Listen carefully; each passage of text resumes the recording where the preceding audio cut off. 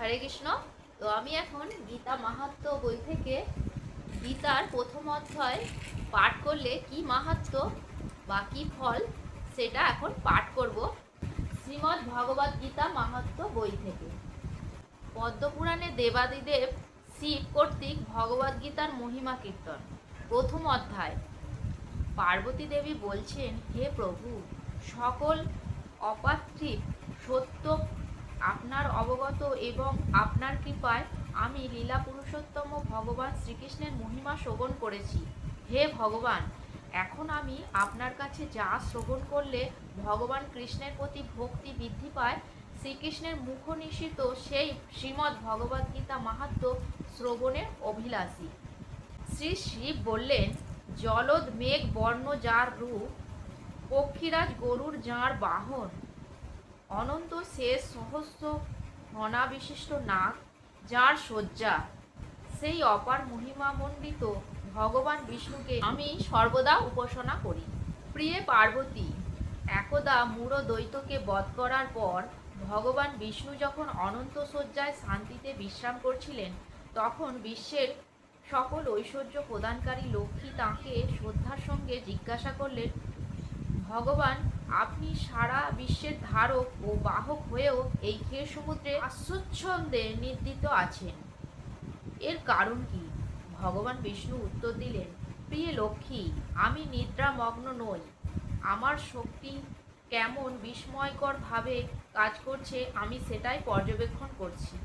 আমার এই বিস্ময়কর শক্তি দ্বারাই আমি কিছু নিয়ন্ত্রণ করছি, তথাপি আমি স্বতন্ত্র।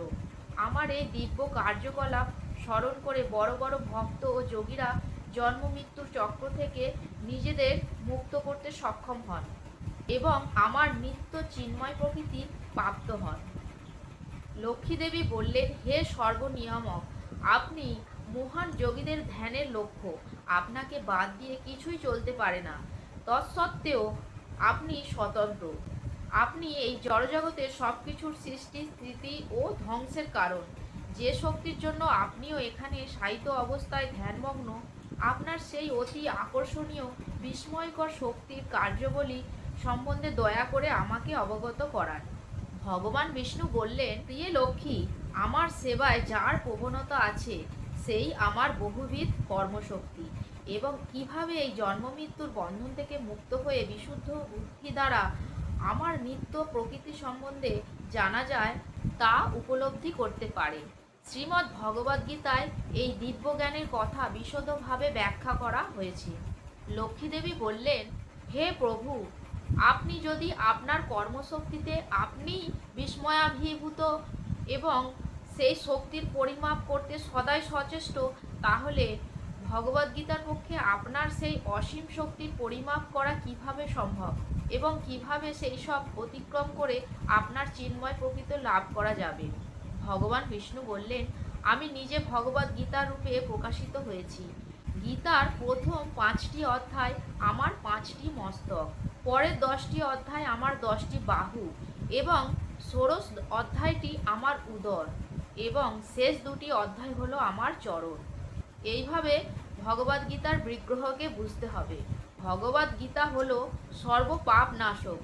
কোনো বুদ্ধিমান ব্যক্তি যদি প্রতিদিন গীতার একটি অধ্যায় বা একটি শ্লোক, অর্ধশ্লোক বা অন্ততপক্ষে 1/4 শ্লোকও আবৃত্তি করে, তবে তারও সুষমার মতো একই গতি হবে। লক্ষ্মীদেবী জিজ্ঞাসা করলেন, সুশর্মা কে ছিল? সে কোন শ্রেণীর অন্তর্গত এবং তার কি গতি হয়েছিল? ভগবান বিষ্ণু বললেন, প্রিয় লক্ষ্মী, সে একজন অতি দুষ্ট ও খুবই পাপী লোক।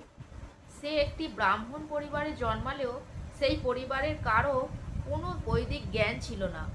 অন্যকে আঘাত করেই সে শুধু আনন্দ পেত। সে কখনো আমার নাম জপ করত না, কোনো দান ধ্যান বা কোনো অতিথি সৎকার করত না।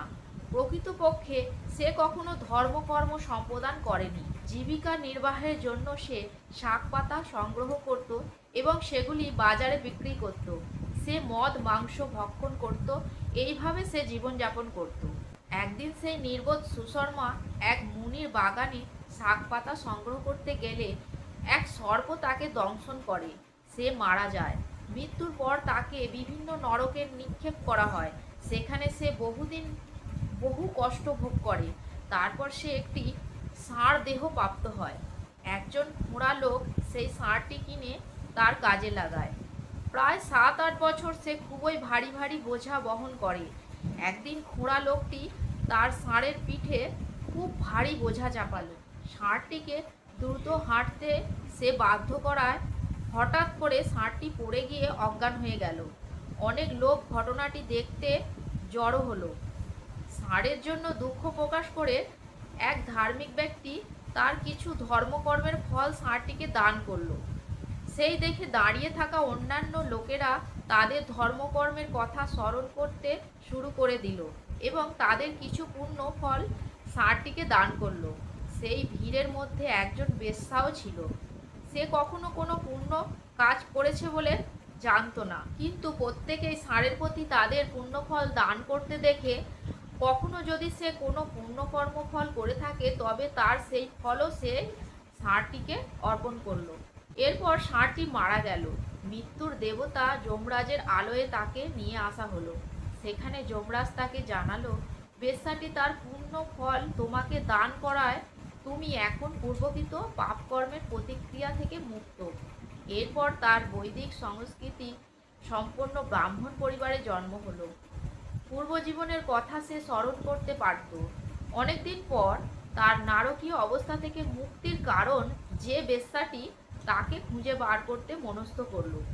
খুঁজে পাওয়ার পর বেশ্যাটির কাছে সে তার পরিচয় দান করে তাকে জিজ্ঞাসা করল, কি এমন পুণ্য কাজ তুমি করেছিলে যার ফল আমাকে আমার নারকীয় অবস্থা থেকে মুক্তি দিয়েছে? বেশ্যাটি উত্তর করল, হে মহাশয়, এই খাঁচার মধ্যে একটি তোতা পাখি আছে। সে রোজ কিছু আবৃত্তি করে। তার সেই আবৃত্তি শুনে আমার মন সম্পূর্ণ বিশুদ্ধ হয়েছে। সেই আবৃত্তি শোনার ফল আমি তোমাকে দিয়েছি। এরপর উভয়েই গেল সেই তোতা পাখিটির আবৃত্তি শোনার জন্য। তখন তোতা পাখিটি তার পূর্বজীবনের কথা স্মরণ করে তার ইতিহাস শুরু করলো। সে বলল, পূর্বজীবনে আমি এক পণ্ডিত ব্রাহ্মণ ছিলাম, কিন্তু অহংকার বশত আমি অন্য সকল পণ্ডিত ব্যক্তিদের বিদ্রূপ করতাম। আমি খুব ঈর্ষাপরায়ণও ছিলাম। মৃত্যুর পর বহু নরকে নিক্ষিপ্ত হয়ে দীর্ঘকাল যন্ত্রণা ভোগের পর এই পাখি দেহ লাভ করেছি। আমার অতীত পাপ কাজের জন্য শৈশবেই আমার মাতা পিতার মৃত্যু হয়। একদিন যখন আমি তপ্ত বালির ওপর কোনো সংরক্ষণ ছাড়াই পড়েছিলাম, তখন কতিপয় ঋষি আমাকে দেখতে পান। আমাকে তাঁরা তাদের আশ্রমে নিয়ে গিয়ে একটি খাঁচার মধ্যে রেখে দেন। সেখানে ঋষিদের ছেলেমেয়েরা শ্রীমদ্ ভগবদ্ গীতার প্রথম অধ্যায়ের আবৃত্তি শিখছিল।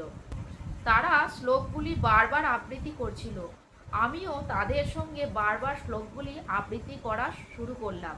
অল্পকাল পরেই এক তস্কর সেখান থেকে আমাকে অপহরণ করে এই ধর্মপরায়ণা মহিলার কাছে বিক্রি করে দেয়। ভগবান বিষ্ণু বলতে লাগলেন, ভগবদ্গীতার প্রথম অধ্যায় আবৃত্তি করে তোতা পাখিটি সম্পূর্ণরূপে শুদ্ধ হয়েছিল। আবৃত্তি শুনে সেই বেশ্যাটিও পূর্ণরূপে পরিশুদ্ধ হয়। আর আবৃত্তি শোনার কিছু পুণ্যফল লাভ করে সুশর্মাও সম্পূর্ণরূপে বিশুদ্ধ হয়ে গেল। কিছুকাল ভগবদ্গীতার প্রথম অধ্যায়ের মাহাত্ম্য আলোচনার পর সুশর্মা নিজ গৃহে প্রত্যাবর্তন করল এবং তারা তিনজন ব্যক্তিগতভাবে শ্রীমদ্ ভগবদ্গীতার প্রথম অধ্যায়ের আবৃত্তিতে রত হল। শীঘ্রই তারা পরম ধাম বৈকুণ্ঠে পৌঁছে গেল। যে কেউ শ্রীমদ্ ভগবদ্গীতার প্রথম অধ্যায়ের আবৃত্তিকরণ শ্রবণ বা অধ্যয়ন করে অনায়াসেই সে এই দুঃখপূর্ণ জড় ভবসাগর অতিক্রম করে ভগবান কৃষ্ণের শ্রী পাদপদ্ম সেবা লাভ করে। হরে কৃষ্ণ।